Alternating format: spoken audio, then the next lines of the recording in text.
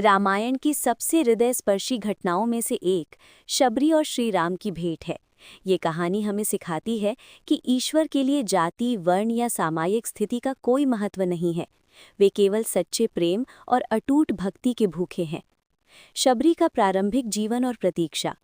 शबरी का जन्म एक भील परिवार में हुआ था। उनका मन सांसारिक सुखों में नहीं लगता था, इसलिए वे ज्ञान और भक्ति की खोज में मतंग ऋषि के आश्रम में आ गईं। मतंग ऋषि ने उनकी सेवा भावना को देखकर उन्हें अपने आश्रम में शरण दी। जब मतंग ऋषि का अंत समय निकट आया तो शबरी व्याकुल हो गईं। उन्होंने ऋषि से पूछा कि उनके जाने के बाद वे किसके सहारे जिएंगी। तब मतंग ऋषि ने उन्हें सांत्वना देते हुए कहा, पुत्री, तुम धीरज रखना।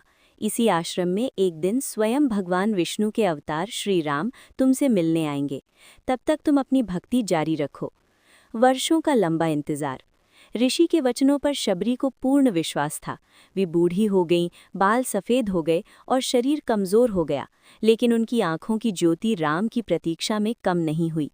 वे हर रोज़ रास्ते के कंकड़ पत्थर चुनती थीं ताकि राम के पैरों में न चुभें। आश्रम को फूलों से सजाती थीं, जंगल से मीठे बेर चुनकर लाती थीं।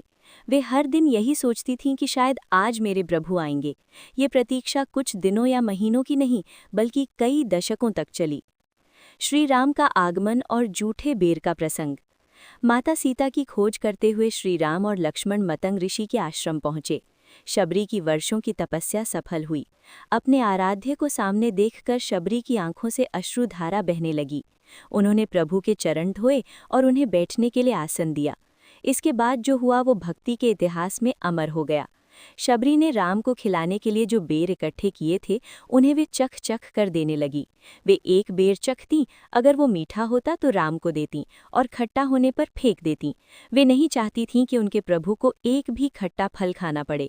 लक्ष्मण ये देखकर चकित थे कि कोई भगवान को जूठे फल कैसे खिला सकता है, लेकिन श्री राम शबरी के उस प्रेम को देख रहे थे। उन्होंने बड़े चाव से वे जूठे बेर खाए और कहा कि उन्हें ऐसे मधुर फल पहले कभी नहीं मिले। नवधा भक्ति का उपदेश। श्री राम ने शबरी की सरल भक्ति से प्रसन्न होकर उन्हें नवधा भक्ति यानी भक्ति के 9 प्रकार का उपदेश दिया। उन्होंने स्पष्ट किया कि वे केवल प्रेम का नाता मानते हैं।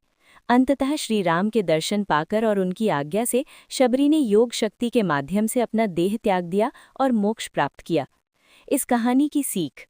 शबरी की कथा हमें धैर्य, अटूट विश्वास और निस्वार्थ प्रेम का पाठ पढ़ाती है। ये बताती है कि अगर पुकार सच्ची हो तो ईश्वर को स्वयं भक्त के द्वार पर आना पड़ता है।